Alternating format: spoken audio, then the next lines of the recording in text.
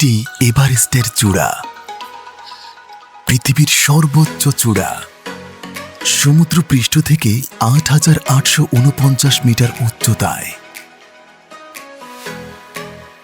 কিন্তু আপনি জানেন কি, যারা এই চূড়ায় পৌঁছেছিলেন তাদের ৯৬% একা সেখানে পৌঁছায়নি।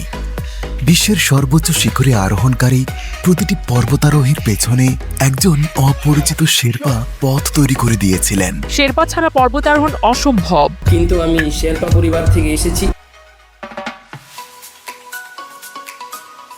কিন্তু এই শেরপারা কারা? এই ভূমি শেরপাদের এবং এই পর্বত শেরপাদেরই।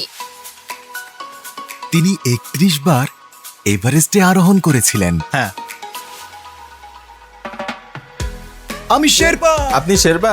এরা শেরপা পর্বতের সন্তান, হিমালয়ের সর্বোচ্চ শৃঙ্গ, জিনগতভাবে বিবর্তিত হওয়া এক জনগোষ্ঠী। আমি বিশ্বের সর্বকনিষ্ঠ ব্যক্তি হিসেবে বিশ্বের 14টি সর্বোচ্চ শৃঙ্গ আরোহণ করেছি। মানুষ কেন এভারেস্টে আরোহণ করে?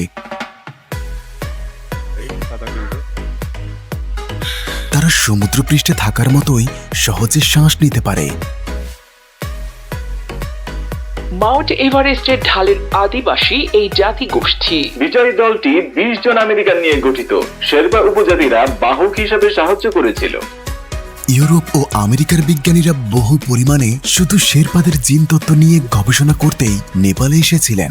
আজ আমরা তাদের রহস্য উদ্ঘাটনের চেষ্টা করব এবং তাদের সাথে সর্বোচ্চ উচ্চতায় আরোহণ করব। এবং তিনি বুঝতে পারলেন যে উচ্চতায় শেরপাদের সক্ষমতা হিমালয়ের অন্যান্য মানুষের চেয়ে অনেক বেশি হয়।